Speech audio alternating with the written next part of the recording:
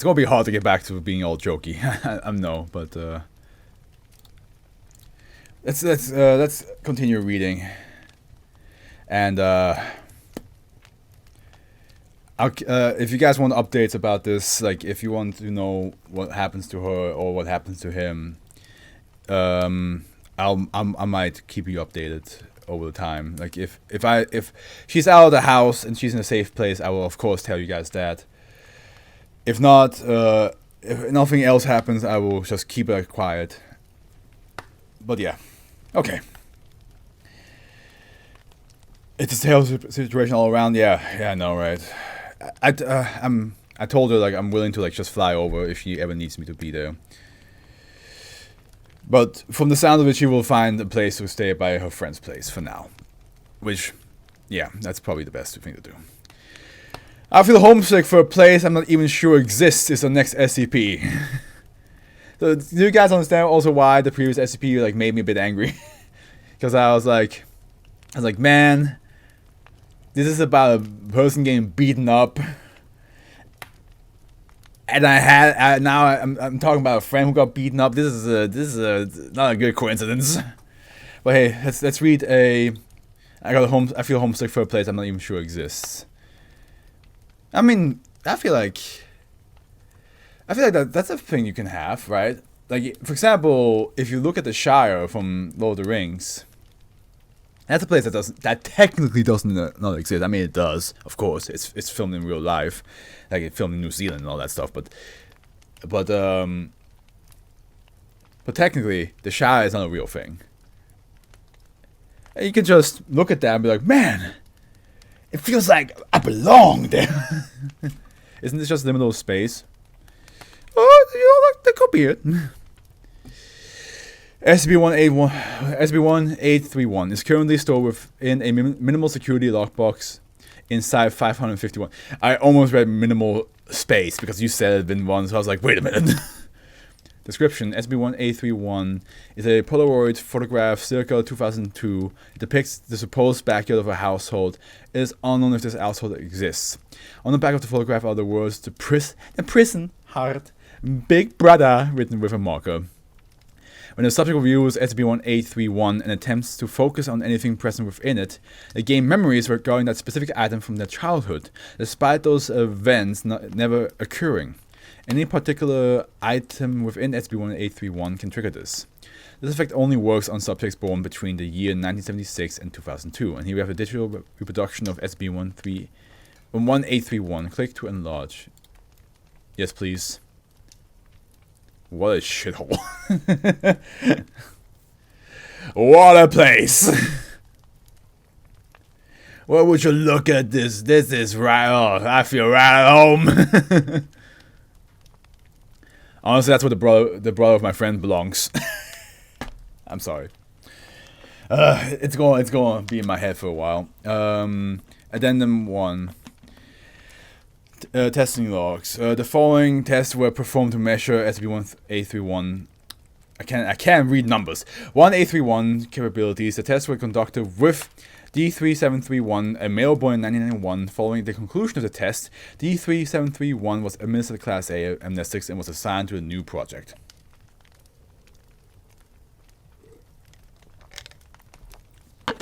Test 1. The house. Transcript of subject. This brings back memories. This was my house growing up. I lived in it with my family. We had a generally normal life, I must say. We had 2 bedrooms, 1 bathroom, the laundry room, the kitchen, the dining room, living room, all of that good stuff. You see, the door leading into the house actually leads into a very small room that connects to both the kitchen and laundry room. So after a day of playing with my older brother, I'd go in and whip up a snack easily for the both of us. Oh, no, my brother would, but you get the point. Time loaded, 1 minute, 26 seconds. Test 2, the broken deck.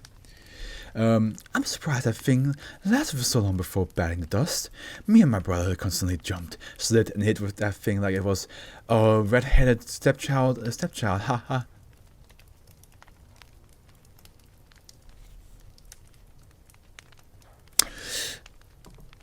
Pardon? You want to explain what you mean by that joke? D3731? When it broke, we were already planning on moving anyway, so it wasn't that huge of a deal. That reminds me, I remember me and my brother were playing wrestling outside when he grabs me and just throws me onto the deck, almost splitting it in half. I had to go to the ER to get stitches in my head. He threw a bit too hard. D3731 size. Timer loaded almost a minute. Test 3, the television. That used to be in my room until, let's say, an incident happened. I remember this was like a few days after I went to the ER, and I was at the dinner table eating my green beans and mashed potatoes when suddenly the table is broken in half. I'm covered in mashed potatoes and my mom is crying while my dad is yelling his ass off at me. Obviously mad as shit. Both of them are wearing very nice clothes. Apparently after dinner they were going on a date to the lake and told me and my older brother not to do anything. I was confused, scared, about ready to break down and cry while my brother just kept sitting in his chair eating, no emotion on his face. My dad took my television and threw it outside so hard it nearly broke. I occasionally snuck it inside and plugged it in when my parents were asleep. It was basically completely broken, with the image being indistinguishable from static, but it was stimulation. What a weird life you lived, my man. Timer loaded 1 minute 7 seconds. How many tests? Ooh, okay. Wait. Yeah, Test 4, the wooden structure to the right. Can we see the wooden structure to the right? That's a TV, right? There's a dog! Red-headed stepchildren was apparently a real stereotype where they were seen as evil. Oh, yeah, makes sense. Yeah. True, because, yeah, you're right, because of... I mean, that's where the whole, like, redheads don't have a soul came from. Look at that dog! Okay, go back. Let's go back. Test 4. Did you know that we bred rabbits? No, you have a dog. I don't know how you would know that, but we did. Actually, right behind that picture was extremely huge cage filled with breeding rabbits and what we call dinner rabbits. That wooden structure was an old cage that was disassembled because the wood was falling apart. Anyway, about the rabbits. Well, you see, we ate them. Like, we raised rabbits, killed them, and served them. Let me tell you, rabbit meat is extremely good. But apparently my brother was so against the idea, like, very against it. A good bit after the ER visit, we bought BB guns so that we wouldn't have to use knives to kill the rabbits. It would be a clean, painless death. Well, one moment I'm petting the rabbit, and the next I'm at the hospital right next to my mother that has the BB gun wound in her chest. I have friends with BB guns. I got shot by a BB gun once. But I'm pretty sure you should not get a BB gun wound in your chest if you get hit by it, right? If I recall correctly, I don't think BB guns are supposed to be that strong.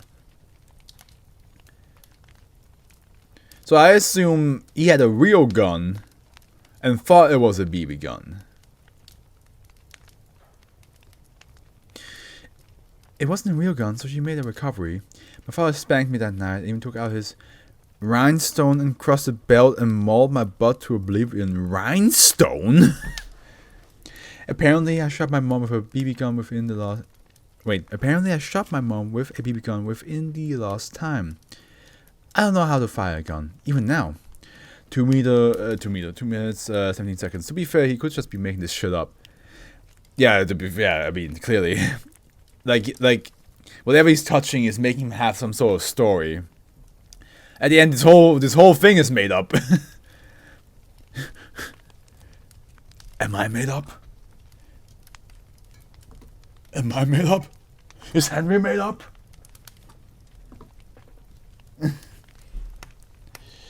Test 5. The dog! Transfer the subject. I never owned a dog. 3 seconds. Okay, so the SCP was like, yeah, you don't have a dog. Test 6, the patched up window to the left of the house door. There's no empirical evidence for the existence of an AfroFluff. Yeah, I mean, you never met me, so I could just be AI. AI generated who reads. Somebody programmed a likable person to read every single SCP on the weekends. Called the AfroFluff. You don't know if I'm real. It's just a shared delusion between Vin1 and me. And Nuke sometimes. The patch went up window to the left of the house. After that incident with the BB gun, I was told by my father that I wasn't allowed to sleep in my bed anymore, and that I need to sleep in the laundry room as punishment. I had a pile of clothes to lay on, so it wasn't an issue, right? Why do we have both SCPs have parents that suck at parenting? None of us liked doing the laundry, so it was never done, especially with my mom in the hospital and my dad basically non-functional. So it was filled to the brim with sweat-infused, shit-crusted, crunchy puke-ridden clothes. The door to the laundry room was always closed, and stayed closed for most of our time there. We thought it was worth it just to buy new clothes than to enter that place, and after it became a new room, aside from the 3 meals a day, it still stayed closed. Dad put a lock on the door so I wouldn't leave. Man, I think this dad definitely took the trophy of worst parent so far in today's stream. We thought the mom from the previous SCP was bad. This guy is taking the cake. The patch shop window used to be a normal window that peered into the outside world, but we had to cover it up with plastic so that the flies wouldn't infest the laundry room, and then soon the actual house. So you can't look outside of it anymore, but when it was raining, you could see the individual raindrops that landed on the plastic, and let me tell you, I got really good at counting raindrops. My fastest time of counting every single raindrop was 2 minutes, which I think I can beat today if I tried. What? Don't look at me like that. What else am I supposed to do? Lay down into the trash pile and embrace the shit, piss, sweat, and blood? Because I would rather not. Time alone 5 minutes, 37 seconds. I mean, how about you fucking just open the laundry room and clean that stuff? Test 7, the foliage. Random subject. Yeah, I remember not ever cutting that down when I was told to. It got so big that it blocked the place where we got our house water, as it blocks a pipe from the other side of the fence. A few days after Mom got back from the hospital, she was heading to water her garden when she needed to get the hose. She tripped, fell into the foliage and was trapped there, and kept screaming, but we never heard her. My brother got up from where he normally sits and went outside, sort of like it was instinct. I looked outside the window to see what was happening, and he crouched down next to my mom while she was telling him to get her out of there, and he just stared at her. No emotion whatsoever in his face. Mom stopped screaming, but she still looked concerned. She got up from the foliage like it was nothing, and continued to go water her garden. I still don't know what happened then.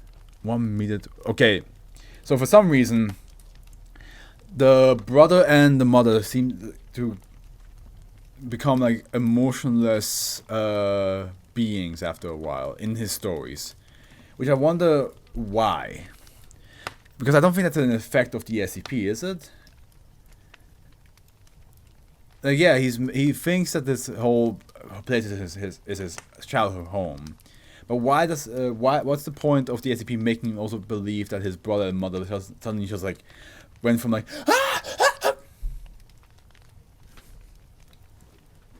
you know what I mean?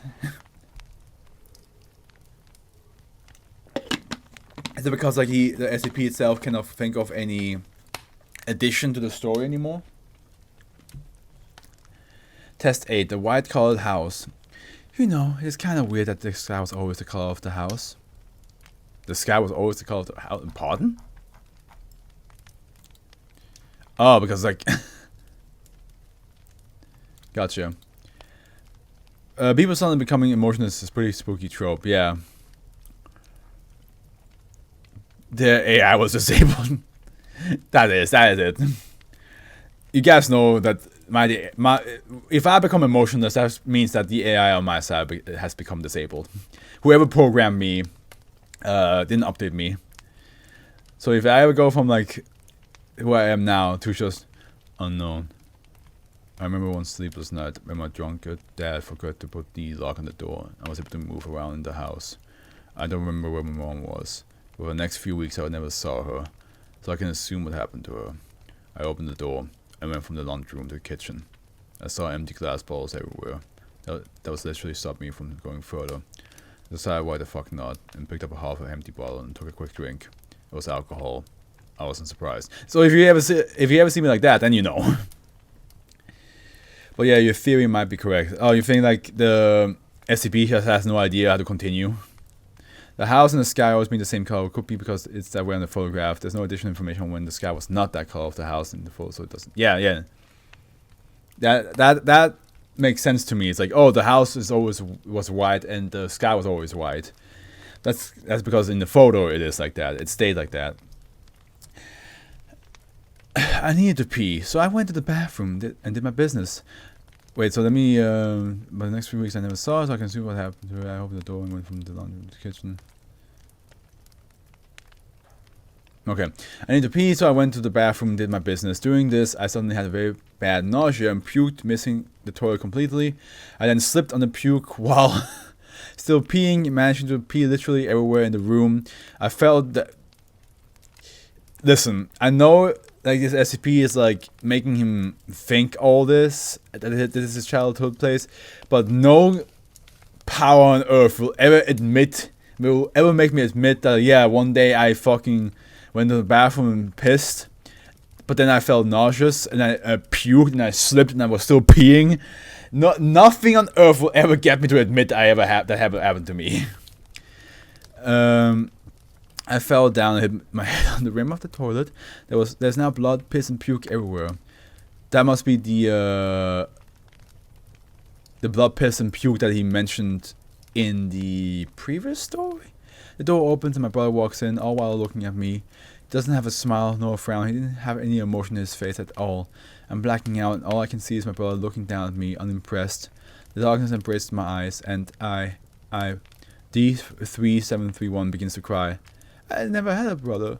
I was an only child. Okay, he snapped out of it. That's probably the reason why, like, the brother was emotionless, because, like, it doesn't make sense with his actual life. I mean, he's on death row. Whatever's been found out about him is infinitely more incriminating than whatever happened in the bathroom. Yeah, you're right. But just, like, I'm just surprised that like anybody would talk about it like that. There's no concrete answer. I don't think the comments are full of people wait. There's no concrete answers. I don't think the comments is full of people theorizing. Gotcha. I think, yeah, the reason why the brother is emotionless is because, yeah, as he said, he doesn't have a brother. So the SCP cannot really make a convincing brother, because that's not something he actually had. I think the father out of all people was the most full of emotion, full of like actions and stuff, which I believe means that the father is actually the way he mentioned. The father was actually this alcoholic abuser, and the reason why the mother became emotionless is not because the SCP doesn't have an idea how to continue the story with the mother. I think the mother died. The mother died, and that's the moment when, like, in his real life, she didn't exist anymore. So the moment she doesn't exist anymore is when the SCP cannot do anything new with it, new with the information. That's why the mother also became emotionless, because like that's the point. That's the point in this person's life where the mother does not exist anymore in real life. But the father probably existed the whole time. So that's what I think is the whole reason of the emotionless characters.